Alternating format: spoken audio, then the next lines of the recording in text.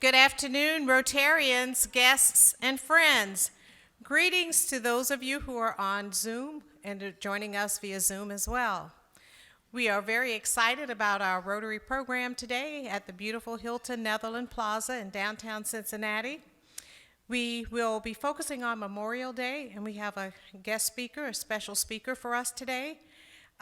So we had to modify our program just a little bit because of illness of our said speaker who had previously agreed to be with us. But we're really excited today to have Steve Lee, civilian aide, with us, and you'll be hearing more about him and his introduction by Al Conscious. We will be led by Ken Coggeshall, the national anthem. Following that, we will have Jane Burkett, who will give us the invocation and lead our four-way test. Ken?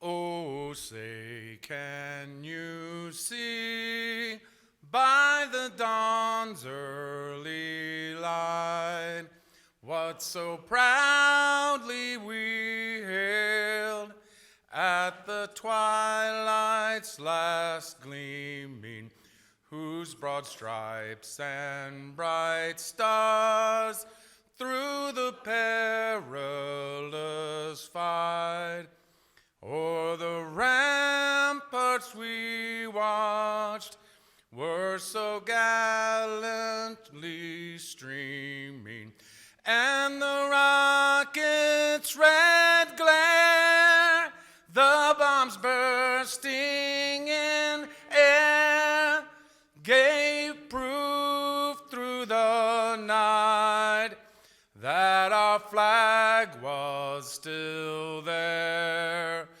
Oh, say does that star-spangled banner yet wave o'er the land of the free and the home of the brave?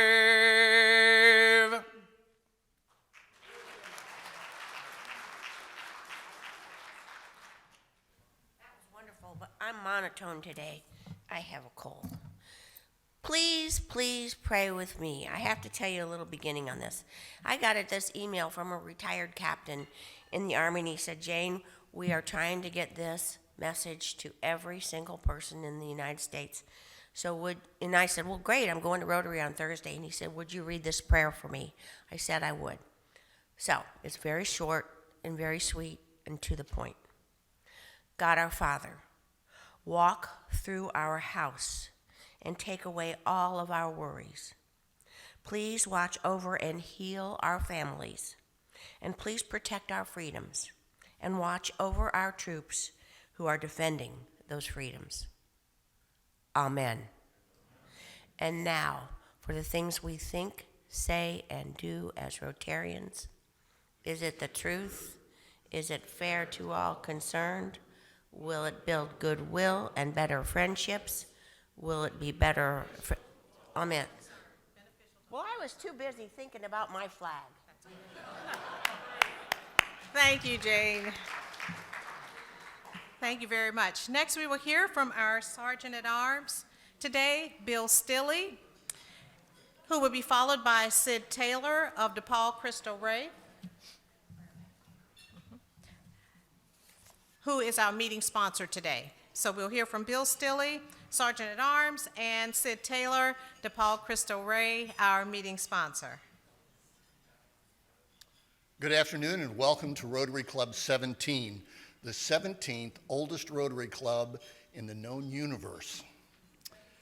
I'd like to introduce some visiting Rotarians and potential members, and as I say your name, please stand up so that we could recognize you. Dolores Dodson is here as a guest of President Melinda.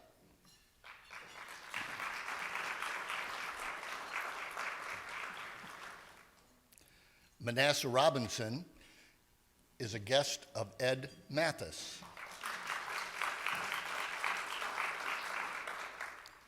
And Carrie Clark,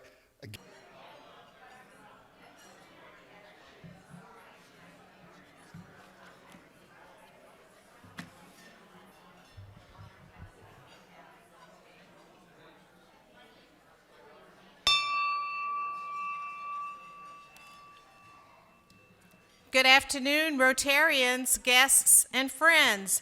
Greetings to those of you who are on Zoom and are joining us via Zoom as well. We are very excited about our Rotary program today at the beautiful Hilton Netherland Plaza in downtown Cincinnati. We will be focusing on Memorial Day, and we have a guest speaker, a special speaker for us today. So we had to modify our program just a little bit because of illness of our said speaker who had previously agreed to be with us. But we're really excited today to have Steve Lee, civilian aide, with us, and you'll be hearing more about him and his introduction by Al Conscious. We will be led by Ken Coggeshall, the national anthem. Following that, we will have Jane Burkett, who will give us the invocation and lead our four-way test. Ken? Thank you. Oh, say, can you see by the dawn's early light what so proudly we hailed at the twilight's last gleaming, whose broad stripes and bright stars through the perilous fight o'er the ramparts we watched were so gallantly streaming, and the rocket's red glare, the bombs bursting in air, gave proof through the night that our flag was still there. Oh, say does that star-spangled banner yet wave o'er the land of the free and the home of the brave?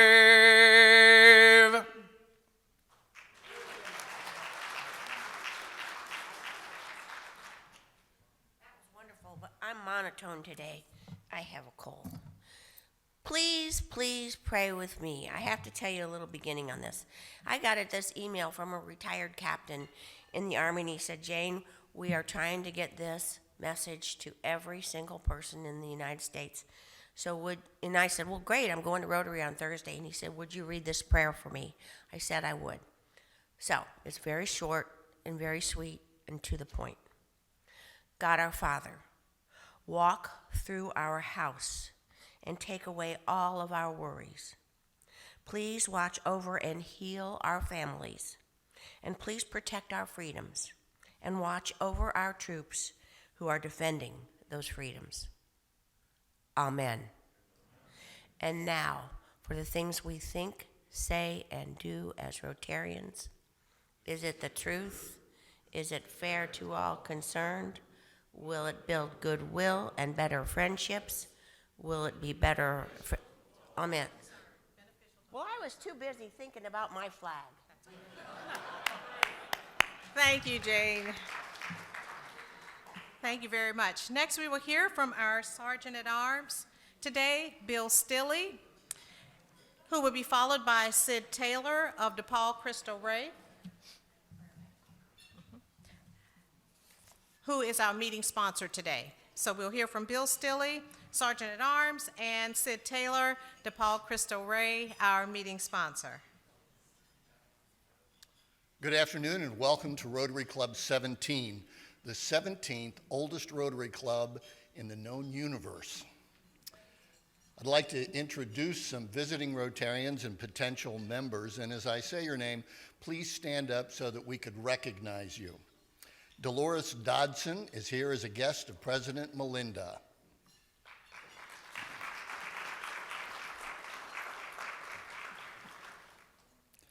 Manasseh Robinson is a guest of Ed Mathis.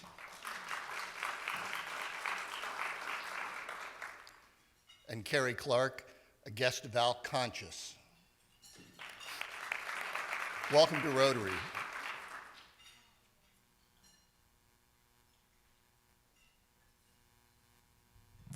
Sid Taylor, or DePaul Crystal Ray?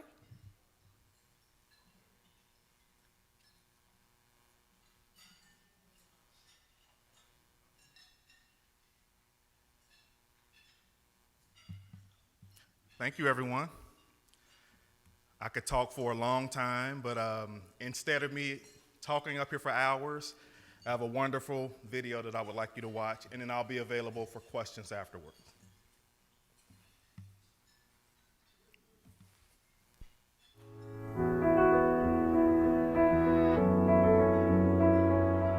I believe a good high school education is a great foundation for our students throughout the city. I think it's very interesting to get this kind of developmental education to students at such a young age. If I had to describe the corporate work study program to you, I describe it as an internship which allows students to get experience in. It also allows us to aid the corporation into getting their work done while we're gaining the experience.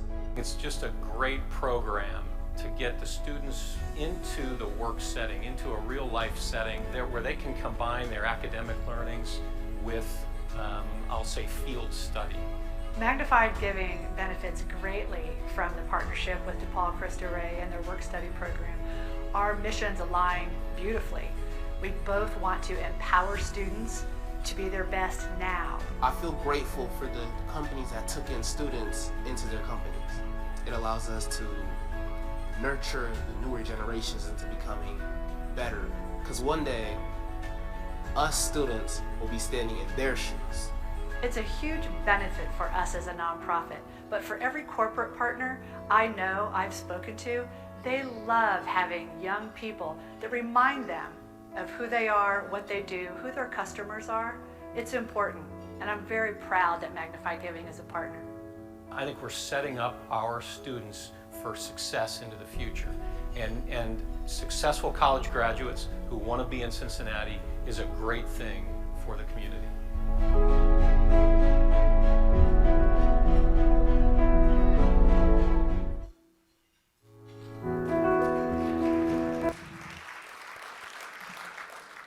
Thank you very much to Paul Crystal Ray and Sid Taylor. Next, we will have our new member sticker tear-off by Michael Schmidt. After Michael, we will hear from Bob Beekner, who has some special information and a contest that he will share with us related to Rotary's 7th theme in cause, environmental sustainability related to climate. Michael?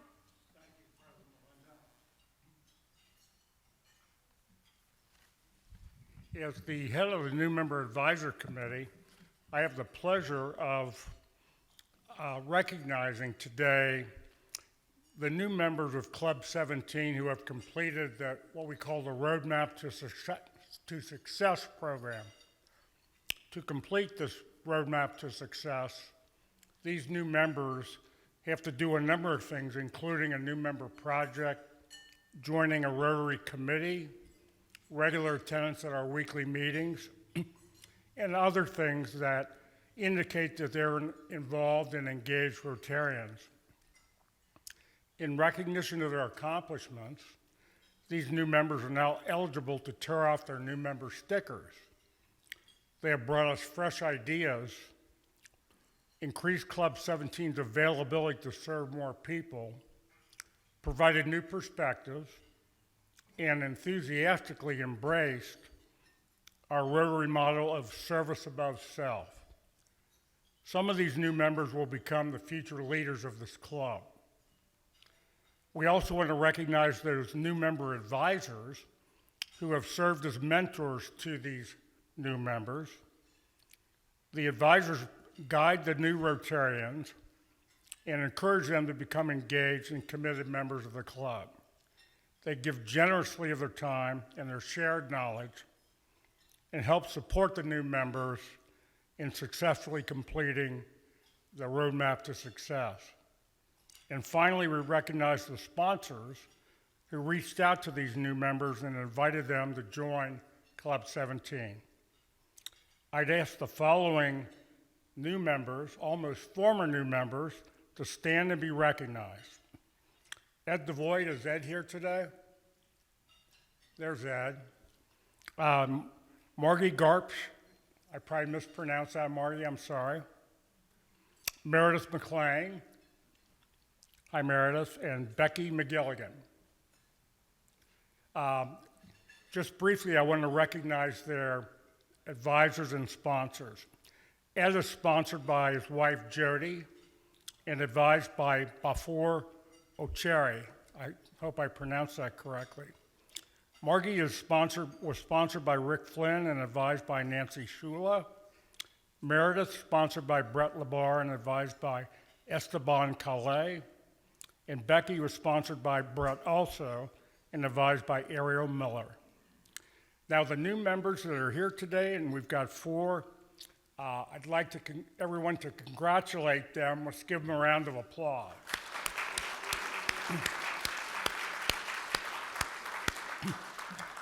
These are already active and involved Rotarians. I'm going to ask each of you to go ahead and tear that sticker off. Get rid of that sticker. You're not a rookie anymore. Thank you.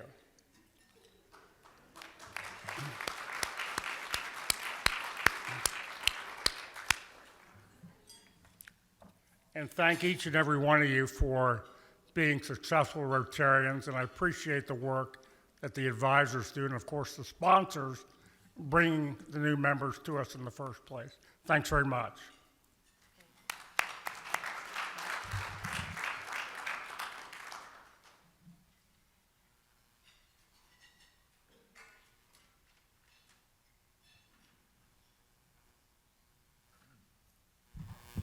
Thank you, President Melinda, and Jane, thank you for such an appropriate and thoughtful and moving prayer. I really appreciate Rotary giving us a chance to present this special award on our first ever climate change contest. I am chairman of a charity, HEAT. HEAT stands for Holistically Empowering All Teens. Our purpose is to empower today's teens to change the future. We have been involved with drug and suicide prevention. We've been involved in bringing teens together from different backgrounds to learn from one another, and most recently in motivating teens to think about and write about climate change issues. I want to introduce 2 of our board members, Assistant Police Chief Lisa Davis, who's over here at this table, and then Dick Adams. And I especially want to thank Dick for making these climate change awards possible. So what we've been interested in is highlighting the importance of getting teens to look to the future and accepting responsibility for shaping what the future will be. Our contest, our climate change contest, which we publicized, I hope a lot of you heard about it, requested that participants submit 3 ideas as to what needs to be done now to start with improving our climate.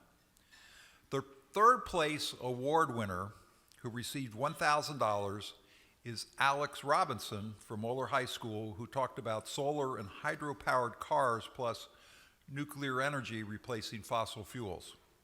The 2nd place winner, who received $3,000, Mayani McDonald from Roger Bacon. She also advocated nuclear energy, burying carbon emissions under the sea, and powering our large ships with hydrogen fuel cells. I'm now pleased to introduce our Executive Director, Tara Robinson, who will then announce our first place winner and produce a check for $5,000. Tara?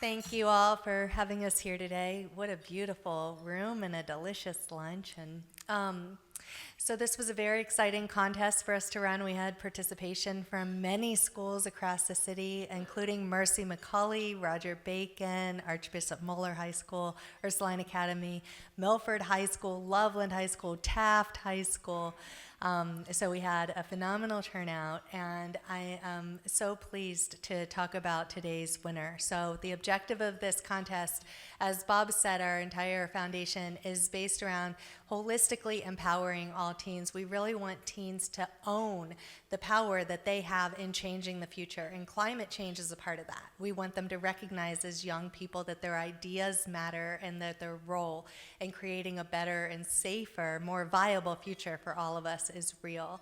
And so our first place winner is Lily Harriet. She's from Ursuline Academy, and she is bright and she is brilliant, and I'm sure that's all attributed to her parents, Paul and Kathy Harriet. If you want to raise your hands, Paul and Kathy up here.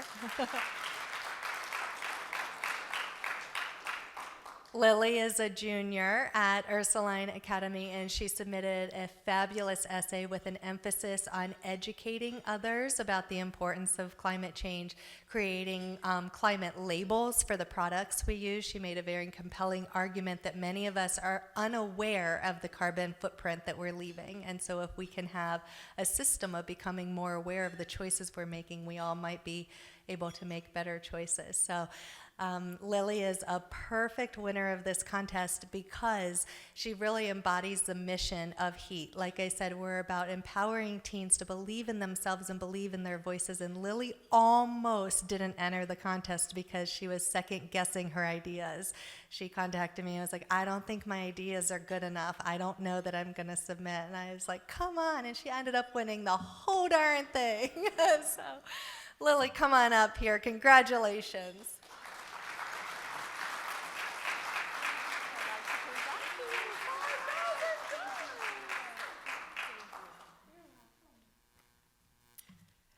Hello, my name is Lily Harriet, and I'm a junior at Ursuline Academy, and I'm honored to be here today, and I would like to thank the BX Foundation and the HEAT nonprofit, along with the Cincinnati Rotary, for having me here today. And in all honesty, when I first heard about the essay contest, I was a little intimidated because I didn't have enough knowledge about technology or engineering to write a 1,500-word essay about innovative ways to make the technology we use more environmentally friendly. So instead, I decided to write about something I'm more familiar with, my own experience. I examined my own daily life and ways I do or don't, ways I contribute to the problem and the solution of climate change. I realized that all the things I do or don't do that are harmful to the environment come from my desire for convenience. The ways in which our communities and daily routines are set up have created an unfortunate collective mindset that comfort and convenience supersede what is best for the planet. In order for this to change, more awareness needs to be spread about the urgency of climate change and ways in which everyone can help be a part of the solution. A good place to start would be making education in schools a top priority, whether it be curriculum in science classes or through extracurricular climate change clubs. Engaging young students in the fight against climate change will make it a more widespread movement. This issue is very complex, but I believe that educating and creating societies in which earth-friendly behavior is expected rather than suggested is one part of the solution. So thank you.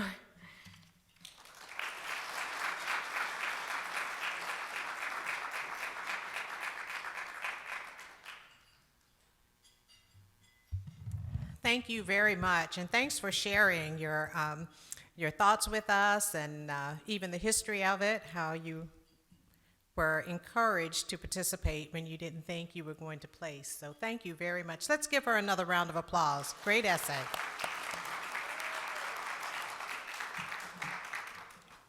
Our announcements are as follows.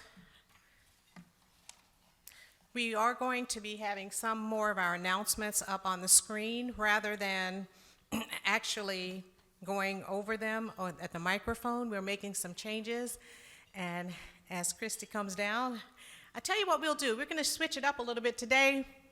We're not going to do the split the pot just yet, so maybe I could keep your attention until I go with the announcements, and then we'll do split the pot after that. But we do have some birthdays, and we would like to recognize our Rotarians.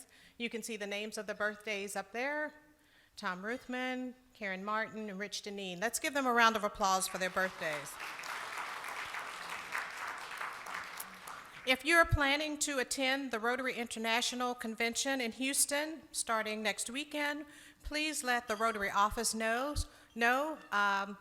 Sarah is planning some great events and different things while we're there. If you're able to attend and are planning to be there, please let Sarah or Christy know. Membership dues billing, the invoices for July 1 through December 31st were sent out last week. So your payment arrangements should be made, please, by June 17th. If you did not get an invoice, please contact Christy in the office and she'll make sure that you get one right away.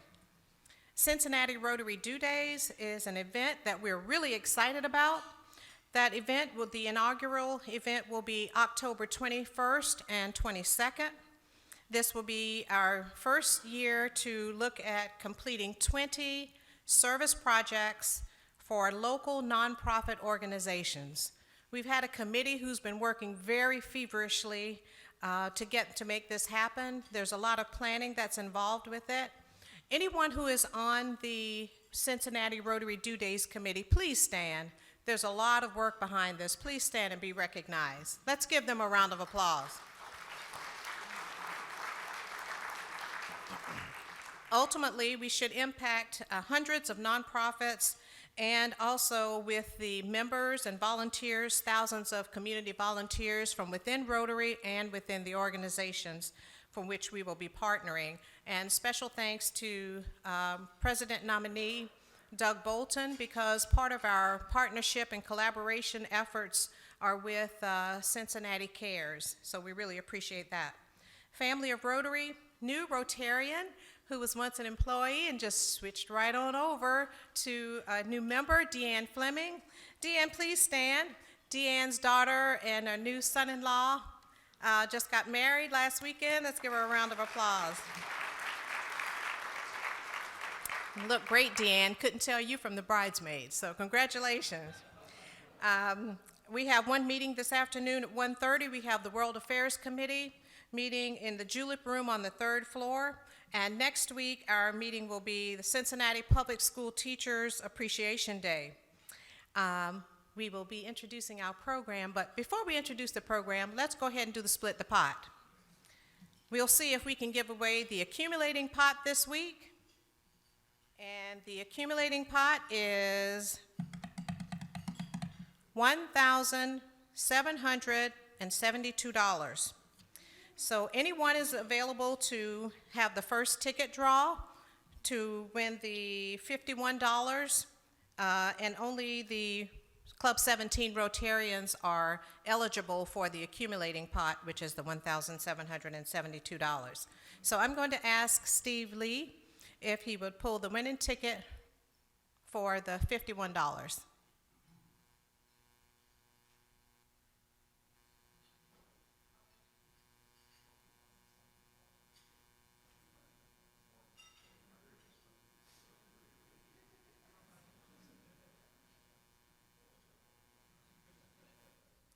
Thank you, Steve. And the last 4 digits of the winning ticket is 2742. 2742. Is that Brad Green again? Brad, congratulations. Congratulations, Brad. Let's see if he will pull the Queen of Hearts. The Queen of Hearts will win the $1,772. Oh, that's the 2 hearts. He had the Queen of Hearts in his hand and then chose the 2. Wow. Well, the pot grows. Get ready for next week. Next, we will move on with our program for today. The introduction of our program for today will be by Al Conscious. And thanks, Al, so much for all that he does. He's on so many different committees, and we lean on him for a lot. So thank you, Al, for introducing our program of today.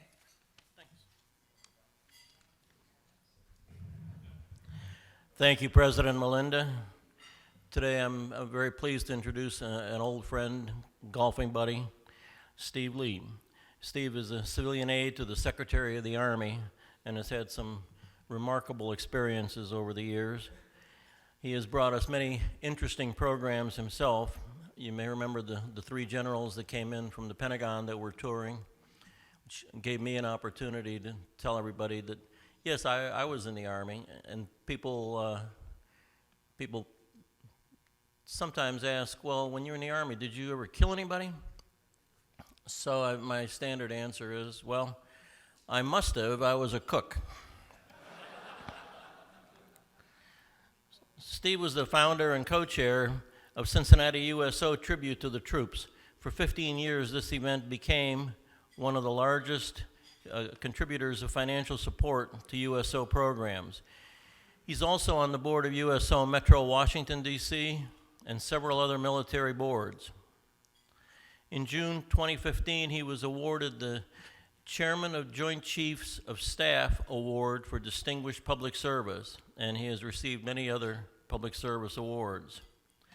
His day job is Managing Director Investments at Wells Fargo Advisors in Cincinnati, and he works with our Rotarian Susan Snodgrass, who's here today.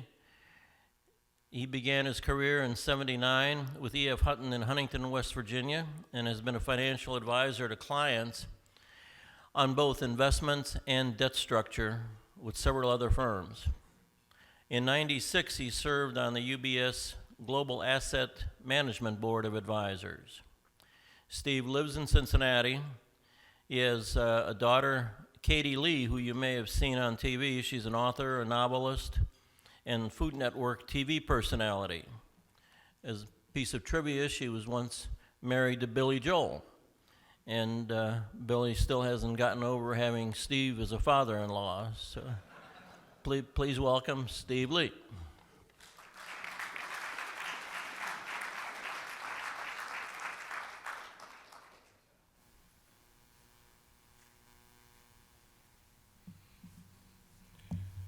You know, before I get started, I'd like to ask Lily to come up.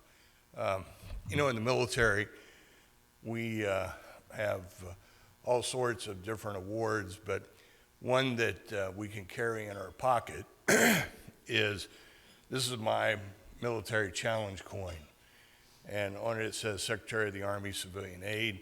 On the back it says Stephen Lee, 3 stars. It has the Warrior's Creed, which says, I will always place the mission first.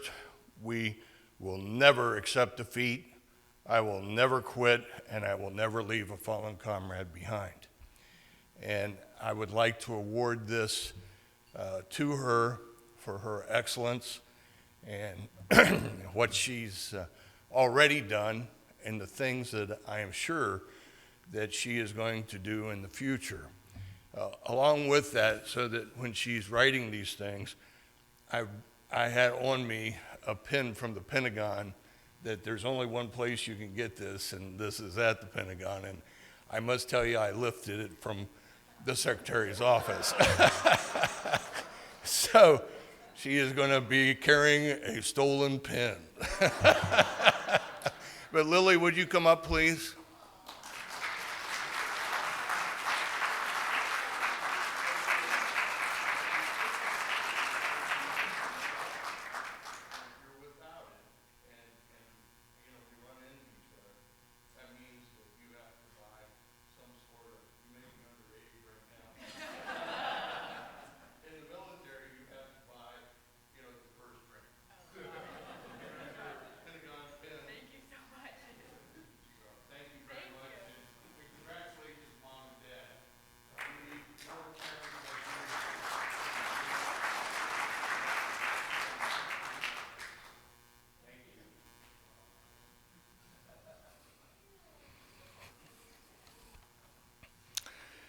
So, you know, Al, you know, we were at lunch. I was at lunch yesterday with the mayor of Madeira, and he was asking me some things about the military, and he's going to be doing a talk on Memorial Day.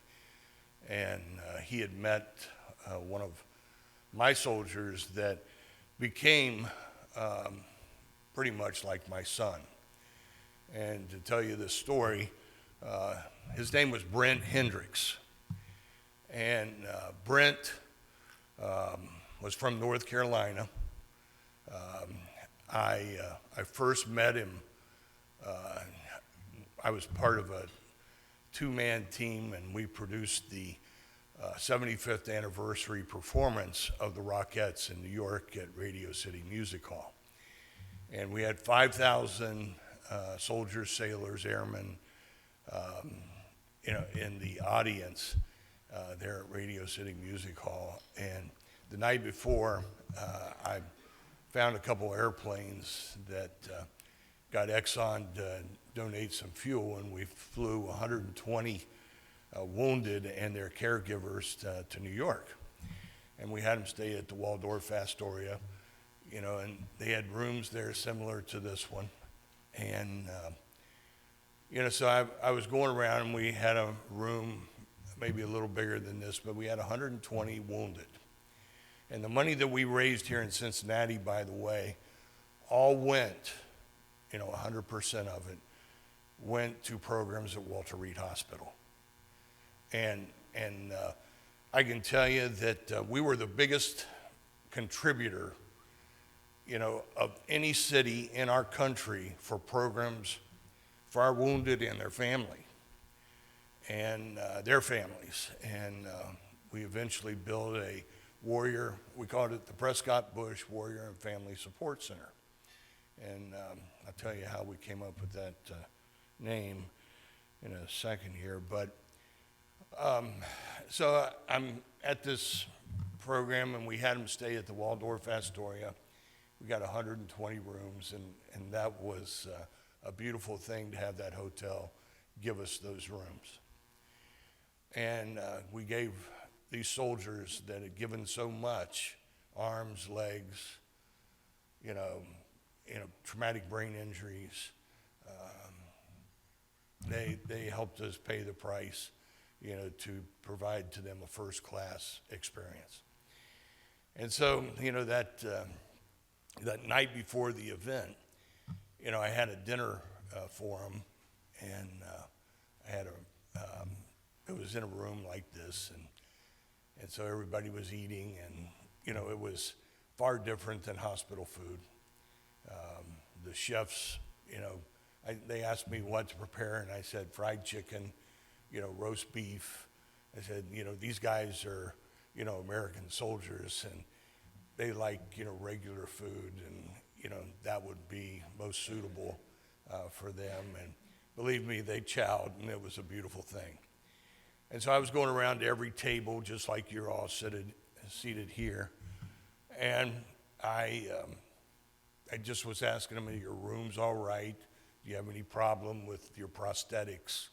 Are you doing okay? And, I come to this one table, and, these guys are sitting around with some ladies, and the one guy was sitting there, and he wasn't in a wheelchair. And so I went over, and I pulled a chair up, and I sat down beside him, and I said, it looks like to me you've gotten out of your wheelchair, and you must have a prosthetic, because they were all amputees. And I'm not kidding you. He's a big guy, and he's got a real country accent. And he flips his leg upside down. And here's this shoe on the end of this thing. And it's about that long, and I'm not exaggerating. And I said, Hoss, I said, that has got to be the biggest shoe I've ever seen in my life. I said, gosh. And he says, Mr. Lee, he says, you know what they say about a man that wears a size 17 and a half shoe? And I said, ladies, I think you better brace yourself, because I don't know what's coming next. And he said, I said, well, tell us, Hoss, what do they say? He says, he has trouble finding socks. And so that was the beginning of my relationship with Hoss. And Hoss came, he spent 7 years in Walter Reed Hospital. 7 years. I can't stand to spend 7 minutes. Can't even think about spending 7 days or 7 months, but 7 years. And so every time I went to Washington, which was once or twice a month, thanks to Susan, covering for me all the time. And, I'd take guys out to dinner. I called it, burgers and beers, and then I'd take them every once in a great while to Morton's for a big steak. And So, you know, we did things, you know, together, and Haas was always ready to go. You know, 6'7", he had a powerful appetite. And so I get this call, and he came here for our USO events, and the people of Cincinnati really adopted him. He came here, Haas lost his mother 2 years into his wounds and his injuries. She took her own life. And it was a sad thing. I got in a plane and went to Washington and talked to him. He said, I'm okay, you know, I can handle this. And he went home and he buried his mom. And so his dad passed away a year or so later into his wounds. And, you know, he was tough. I mean, he was really tough. And so, you know, I get this call, you know, and I get calls all the time. Susan will tell you, you know, the phone rings all day long, every day for the Army or for soldiers, and I get emails, you know, constantly, and text messages. And so Haas calls me, he says, Mr. Lee, and he's got the big country accent going, and he says, I'm getting out of Walter Reed on Friday. This is on Monday. And he says, I said, Haas, that's the best news I've heard in an awful long time. And I said, well, that's fantastic. That's great. And he said, I've just got one problem. And I said, Haas, I've never heard you have just one problem. And he said, I don't have any place to go. And here's a soldier that's given so much. He lost his leg. He had wounds all through his abdomen. He almost lost his other legs. He had hunks out of his, you know, head where he'd been, you know, been hit. And he had most of his teeth blown out by the blast that caused all these injuries. And I said, wait. He says, I don't know what I'm going to do. And I said, I know what you're going to do. I said, load up that truck. He had a big Hummer that, you know, it was giant. I mean, I've never seen anything so big or jacked up so high in all my life. And I had trouble ever figuring out how Haas loaded himself into that truck. And he would take his wheelchair sometimes when he was on the chair and just throw it in the back with one arm and then pull himself up there in that truck. And so I said, you're going to come and you're going to stay with me until we figure out what you're doing. So he came to Cincinnati, and, you know, he was at my house for, I don't know, 4 or 5 months, something like that. And he had spent every holiday that I can remember in Cincinnati with me, or visiting somebody else's house for Thanksgiving, or doing something. But he stayed at my house, and you know, I knew what to expect from Haas, and it was all joy. And so he came to Cincinnati. The people in this community embraced him, and the people here in our town are amazing. They are just amazing. They embrace our soldiers like, you know, like no place else. And he wanted to come here, and he made it through an associate's degree at Cincinnati State College, and he's starting to go to Xavier, and some of his wounds in his abdomen acted up, and he went through 4 6-hour surgeries. And right at the beginning of COVID on April the 23rd, he couldn't take the pain anymore, and he took his own life. And but you know, Memorial Day. You know, Memorial Day is a day of national awareness and solemn reverence. A day for us to honor, you know, our military and those who gave the ultimate sacrifice, that of their own life. And it's a day that it's an opportunity for all of us, you know, to stop and be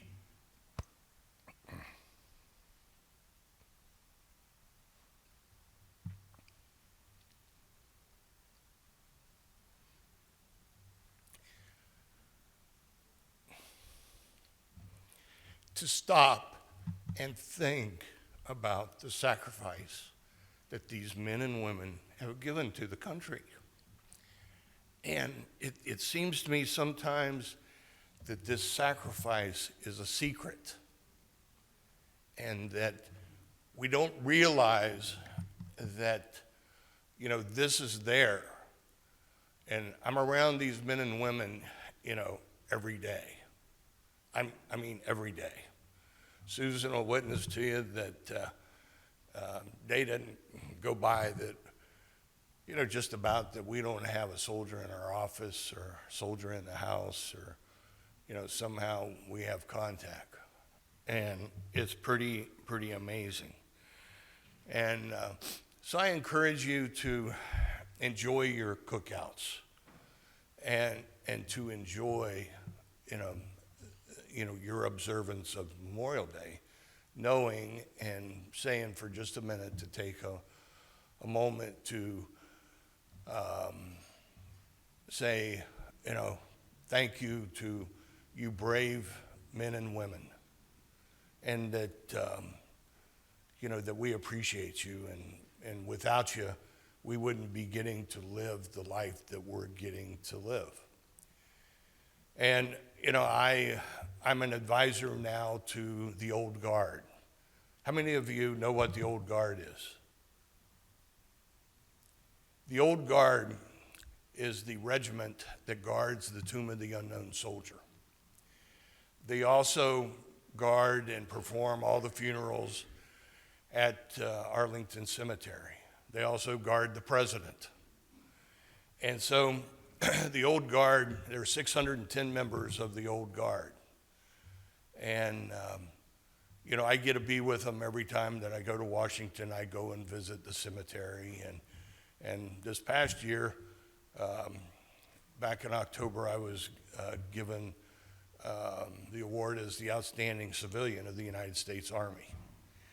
And so one of the things that went along with it was that I got to lay a wreath at the Tomb of the Unknown Soldier on December the 7th. And that's a special day, you know, for our military. That's Pearl Harbor Day.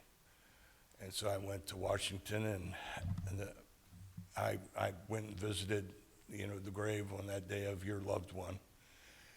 And, you know, right now, today, the Old Guard is placing a flag on every grave at Arlington Cemetery for Memorial Day. And we place wreaths at Christmas time on every grave. And we respect, you know, the sacrifice that they made. And among the military, sacrifice is no secret. I'm going to, you know, leave a story with you, and then I'll be glad to. Oh, and I should tell you that, you know, these guys have been pretty much locked up for 2 years, these guards, because they're still doing 30 funerals a day of our soldiers and our military.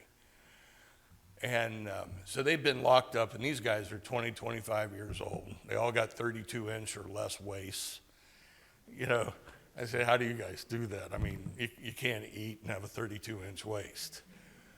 And, you know, and I got to tell you, this body right here is no accident. And I eat it all the time. And so, you know, these guys, so they said, we got to have a ball. So we were going to have one at Christmas time. We got shut down because of COVID. And so here a few weeks ago, I sponsored a military ball for them. And we did half the regiment, and on June the 16th, we'll do the other half. And so I'm the only civilian in the room. And there's a big ballroom there in Arlington. And, you know, and they close the doors, and they've got their girlfriends and their wives, and and their husbands, and so, I'm not knowing what to expect, a whole lot, because this is private. This is the old guard. And so these guys, they've not had any fun in 2.5 years. 0. I mean, they are locked up like you would not believe. They're being, I don't know whether you call it being guarded or whatever, but they have rules that they have to follow, and the military is very serious about their rules. And so we go to the place there at the Marriott in Crystal City, and they close the doors. These guys are all in their dress uniforms, and I mean, their uniforms get checked every day, not once in a while, every day. Their shoes are shined and checked every day. The brass on their uniforms are checked every day. It is almost brutal how strict they are on what goes on with these guys. And ladies too. I'm sorry when I say guys, they're all included in there, but we now have guards of the Tomb of the Unknown Soldiers that are women, and they're doing a wonderful job. And so they close the doors, and they have a thing in the military called the grog. And so they bring this great big table up, and it's got this big tub, and the fog is coming all out of the thing, and they said, all right, such and such unit, this is a Sergeant Major, Snodgrass. And Sergeant Major Snodgrass has to get up and does a dance, that I think is really ad-libbed, and they go up and pour their bottle into the grog. And somebody else gets up and put a Gatorade into the grog. And they do this in every unit. And when they announce their unit, these guys are up on the tables, they're up on the chairs, screaming and yelling for their unit. I mean, it was something to behold. I've never seen people having so much fun in all my life. But I guess if I was, on watch for 2 years, I'd be that way too. I mean, I'd be ready to have some fun. So these guys, they were just having so much fun, and then, all the pomp and ceremony and, stuff were finished, and so we finished with all that stuff, and they say, well, the colonel gets up and their commanding officer says, it's time for you guys to be able to let loose and have some fun and dance, and I got to tell you, I got up and I said, it's time for me to leave. I believe that my heart cannot watch you having that much fun. And so, our soldiers, something that we don't see on TV, we don't see them having fun, but they're having fun. They get their moments, and they have as much fun as they can. And if you're doing 30 funerals a day, and those are people dating back to World War II and forward, they did, Colin Powell's funeral, they did Bob Dole's, Senator Dole's funeral here this year, and I was over there a couple times for some of those events, and it's amazing how hard they work through the night to make sure that every detail is covered. But I wanted to tell you, some things that you look for on this Memorial Day. You'll see here I wear this wristband, and I have one for soldiers that I have known personally that have passed in the line of duty.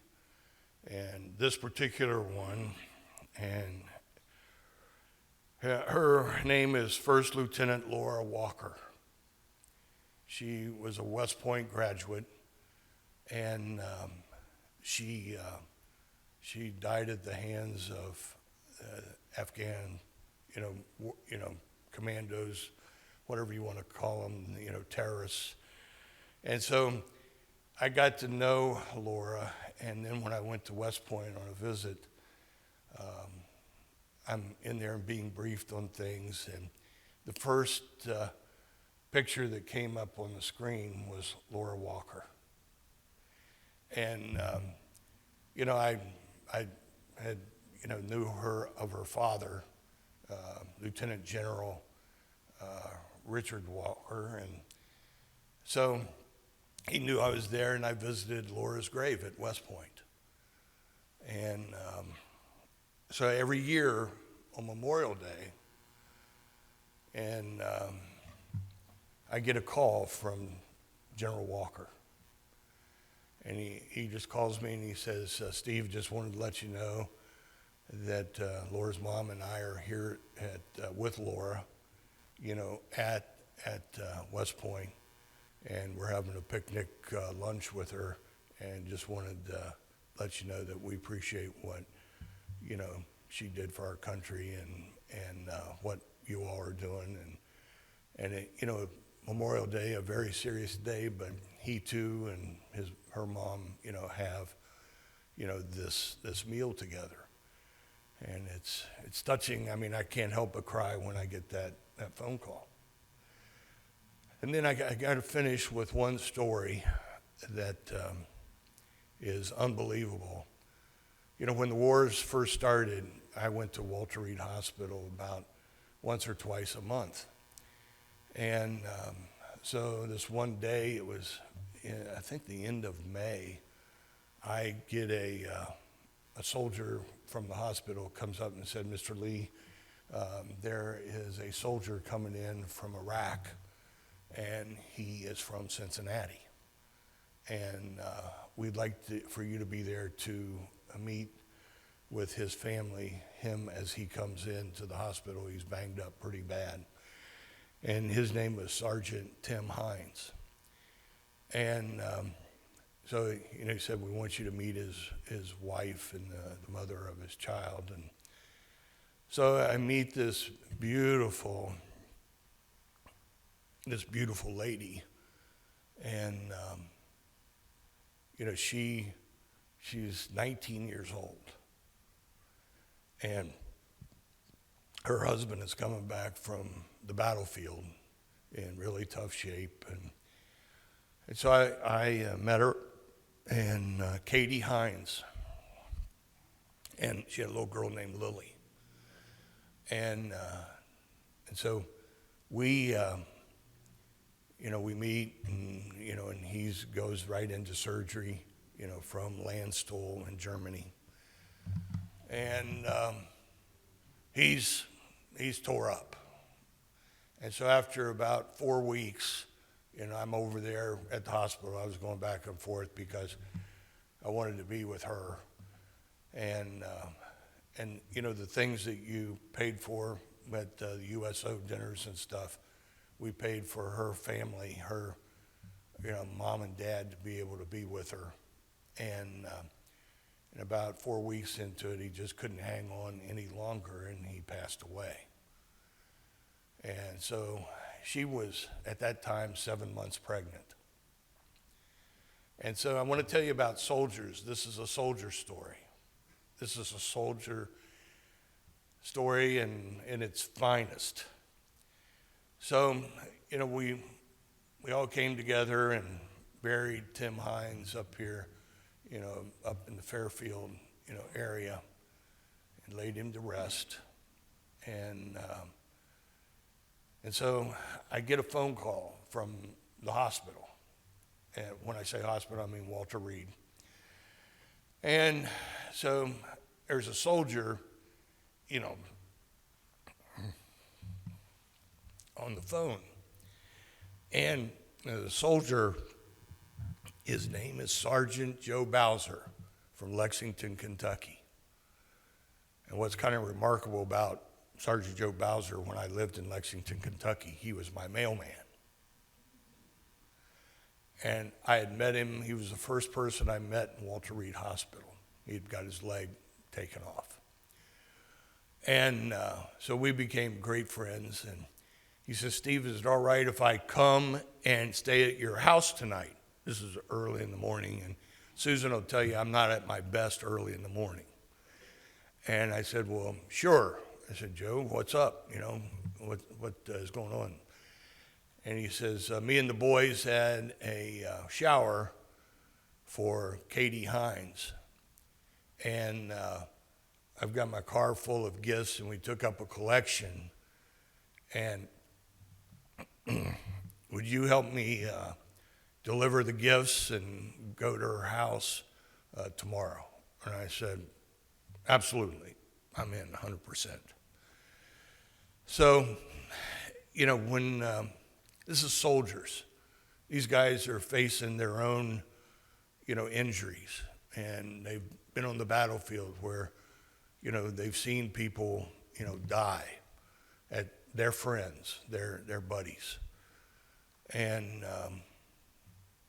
he comes and he gets there about 8 or 9 hours later, and so we go and I got to tell you, this is amazing. I know we're running short on time a little bit here. I got long-winded, but we go to the house up there in Fairfield, and their neighbors had put hundreds of American flags in the yard.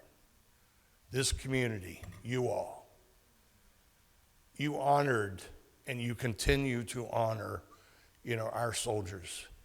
And I'm just here to tell you how thankful we are for you, and that the soldiers are thankful every time that you come up and say hello to them. And they deserve our thanks, and they deserve the honor that we give them. And so I want to thank you so much for having me here today. You know, God bless you. And you know, Memorial Day has been observed back since the Civil War, and I hope we continue on with this, you know, tradition of honoring, you know, our soldiers. And it's done by people like you and all these wonderful people in our community and across the country. Thank you so much.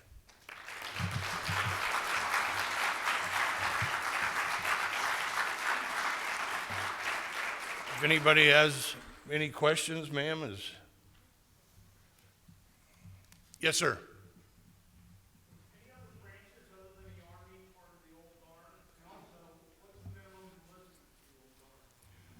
Well, the old guard we do is primarily the Army, but there are, you know, when we have somebody from the Air Force will have their honor guard, and the Marines, you know, on down through the Navy. But the old guard is the old guard. It's the 3rd Regiment of the United States Army. I think that 2 years is the minimum that they can stay there, and the maximum is 4. And I could be wrong in there with a little something, but it's not an enlistment. It's a sign up for duty, and you know, and it's a real honor to be selected to wear the badge of the old guard.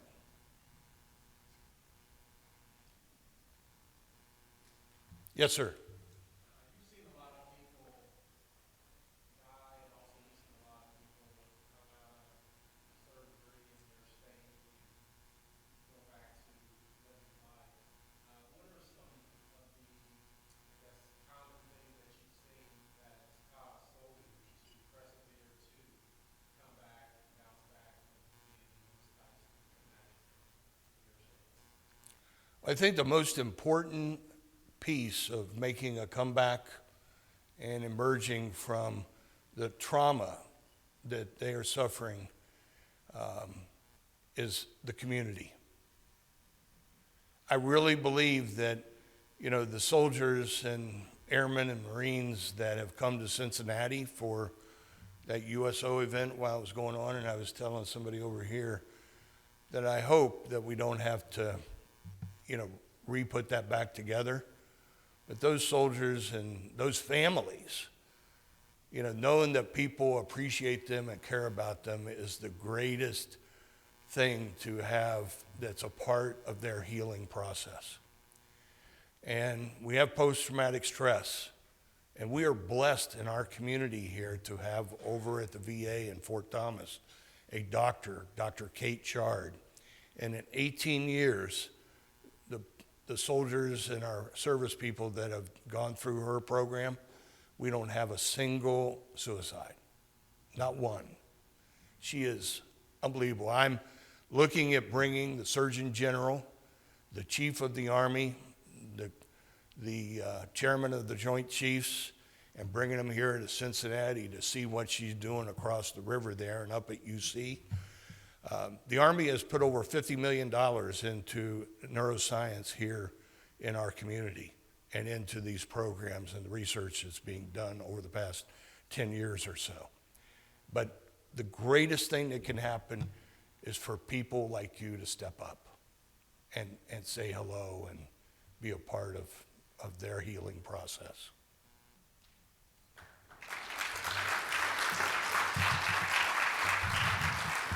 Thank you very much, Steve. That was a very touching and moving presentation that you did. We really appreciate you being here with us, and we're very fortunate to have the civilian aide from the Secretary of the Department of Defense in our midst and in our area. You do a lot with those who are wounded and those who have given the ultimate sacrifice.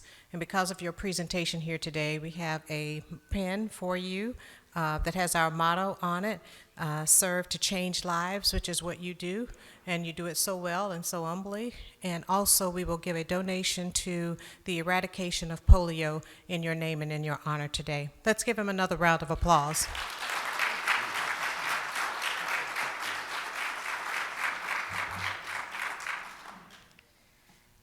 Again, we have one meeting this afternoon. The World Affairs Committee will be meeting in the Julep Room on the 3rd floor. And next week, we will have Cincinnati Public School Teachers Appreciation Day. Thank you so very much for coming, and make it a great day. We look forward to seeing you next week. Meeting adjourned.